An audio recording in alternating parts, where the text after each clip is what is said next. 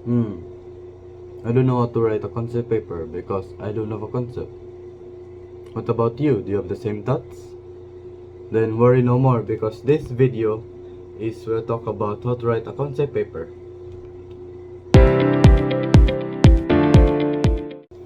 Good day everyone. We're group 4 and today we'll talk about how to write a concept paper. But first, let's define what is concept paper is. According to the dictionary, it is an idea, a notion, or a conception. So when your teacher asks you what is your concept about particular subject, then it is expected that you have to share your idea. So what is a concept paper in general? It clarifies a concept, dissecting or breaking ideas into parts to give a collective idea about a concept. It conveys the essence of an idea and explains it.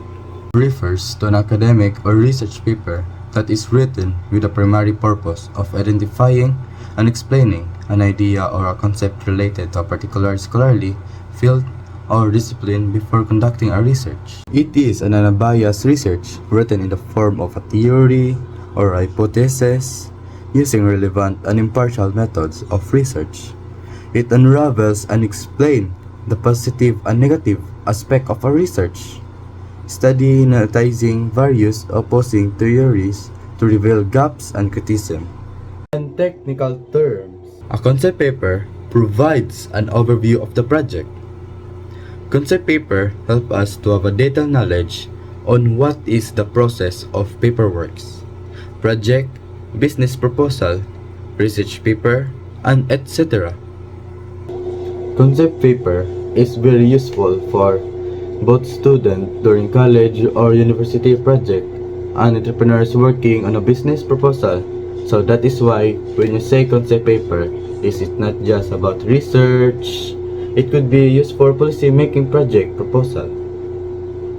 Since we already talked about what is concept paper, now let's move on to the parts of concept paper. And I got this from ResearchGate, and one of the best sample is from Dr. Lango, and I got this in website of ResearchGate.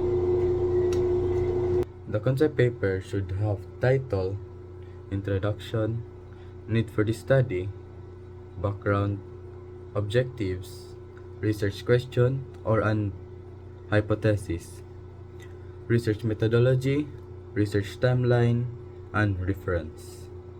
That is the parts of concept paper. Ang introduction mo ang unang part sa concept paper nga nagpaila sa topic or project nga imong gusto buhaton. Diri nimo i-explain sa imong idea and nganong importante siya o unsay gusto nimo ma-achieve. Sa introduction, there are 3 parts that need i-discuss, which is katong brief background about the topic, unsa ni siya, unsay issue or need nga gusto nimo i-solve. And second, ang relevance or importance ngano maka-benefit ang society o community ani nga idea. And lastly, ang supporting evidence. Pwede gamay nga data, observation, or reason nga nagpakita na kinahanglan jud buhaton ang study or project. Para makop na jud maayo, so basically, the introduction part of a concept paper serve as the opening section where you introduce your topic or idea. Dili nimo i-discuss unsa ang imong gusto buhaton, ngano importante siya o unsay makuha nga benefit sa society. It also gives a short background and evidence nga nag-support sa need for that project or study. So, for example, if your concept paper is about creating a mental health awareness campaign, so introduction nimo dapat explain nimo nga daghang estudyante karon ang naga-struggle mentally, and that's why there's a need for awareness program that already show the purpose of importance of your study. Background, this section indicates that some research has been carried in the area of interest. However, there still exists a gap that needs to fill.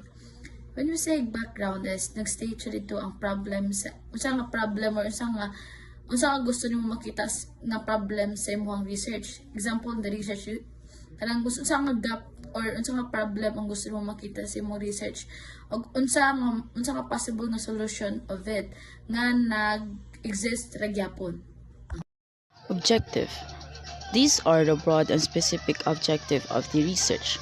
Basically, This part explains what the study aims to accomplish.